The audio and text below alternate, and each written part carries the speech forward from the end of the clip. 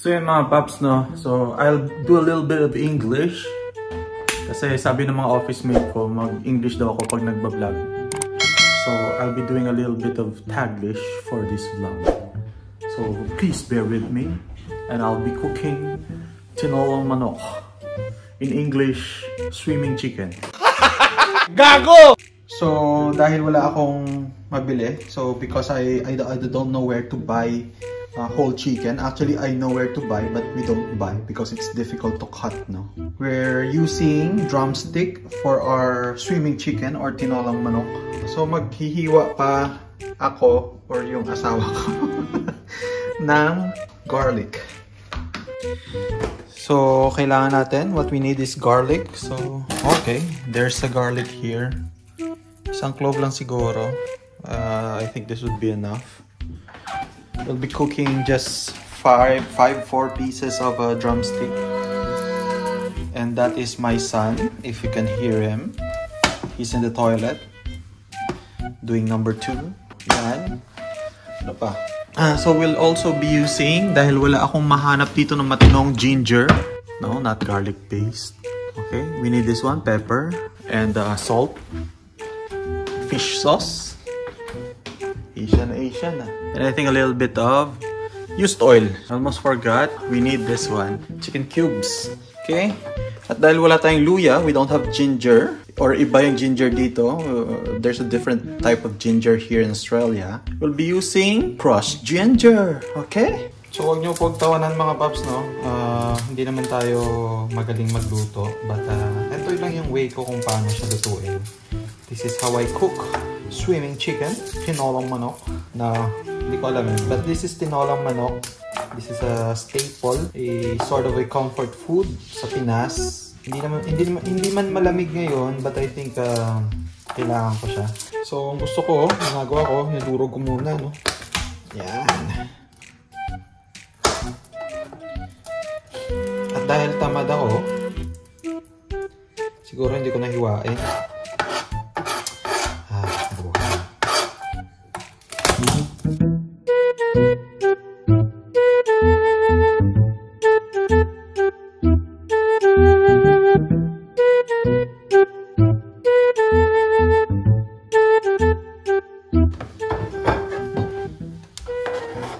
So yung mga paps, no, tuloy tayo.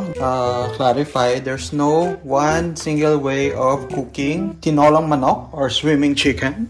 Siyempre, hindi siya haandar kasi hindi naman nakabukas. Tangengot. So, namumula na siya. Yawan, mainit na. Ang una natin gagawin mga paps is gigisa tayo ng garlic and onions. Used oil kasi nagtitipid tayo mga Pinoy. Okay, yan lang. Enough na yan, ano? Then after that, we're going to stir na yung onion. Pero unahin muna natin yung garlic, syempre. Ayan, so unahin natin mga paps ang... Yan, ang ingay ng anak ko. Unahin natin... Oh, Joro! Mainit. It's hot. So, first we're going to... saute. Saute ba? Basta? Ganun na yun? I wanna sing. Mommy, can you... Yan, gusto daw makita ng bata. Until it becomes golden brown. What? Malagintong. It turns golden brown? But you said golden brown. That's the color. I think one of the best or ways to have a tasty na tinolang manok is mas marami ang garlic. Let's put on the onions. So if you're asking bakit maraming onions, because I like onions.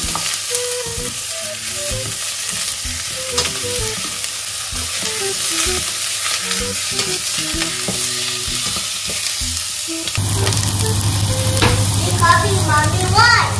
Mommy's cooking. How is Mommy cooking when you're cooking? Yeah, that's my noisy son, ano? Then what we're going to do is add yung ginger pala. So ito, isa rin to sa nagpapasarap, no? This gives a lot of taste, distinct taste to our tinola. And we also want to have pepper. Okay. Konti lang niluluto naming tinola for the reason na hindi mahilig yung anak namin ito. Mas trip niya ang adobo. So we'll just cook pork. So as much as possible, you want to cover your chicken with the garlic, the onion, and the rest of the niluto. Pepper. So we'll put it in a lower heat and then cover and let it cook for a while. So yan yung initial ko na style mga paps sa pagluto. That's how I cook tinolang manok. It's also experimental cooking. What's happening here is that you're cooking it by itself. Yung meat, yung manok, maglalabas siya ng oil at maluluto siya doon.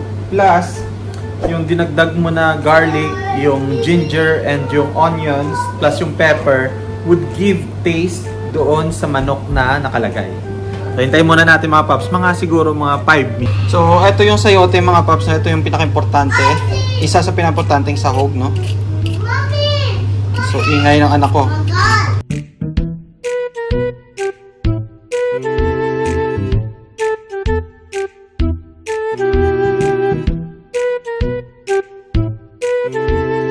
Mga paps, no, napahabol na sahog na nakalimutan ko ipakita kanina. Kasi nakalimutan ko talaga. Is ito, yung sayote. This one. Hindi ko lang alam kung anong tawag dito sa English. And the other one, it should be malunggay. But unfortunately, we don't have malunggay here in Australia. Kaya ang ginagamit ko ay ang baby spinach. Pero parang ito, ang consistency niya, yung parang alugbate sa atin. Which is spinach din naman yung alugbate. Kasi ang alugbate is Malabar spinach. So yan. So yan, kumukulo ng mga pups, no? Just to make sure na kuluan pa natin. Siguro mga 10 minutes more. Maglalagay muna tayo nito. So ito mga paps, ilalagay ko 3 kasi 3 tasa yung ginamit ko dyan. Hindi pala tasa, 3 cup. So 3 din yung ilalagay ko. Hindi to nor ha. Sa coals lang yan. So after natin malagyan ng cubes na yon, hihintayin siguro natin ng another na 5 minutes para mahalo mismo yung lasa niya. Tapos titikman natin pag medyo okay na, ilalagay na natin yung sayote and also yung Malabar spinach. Yung baby spinach. So yung mga paps, no, lumipas na yung 5 minutes. So ilalagay na natin yung sayote. Kaya ko ba one hand? Yun. So with that, pakukuluan natin siya ng mas matagal at lower heat. Ang purpose niyan ay para na mapalambot na lang lahat ng mga sahog. So balikan natin after 20 minutes. So yan mga paps, no, I already placed the baby spinach and nahayaan ko na lang siya mag-simmer hanggang sa maluto yung spinach at saka yung manok. Paps, luto na, I think.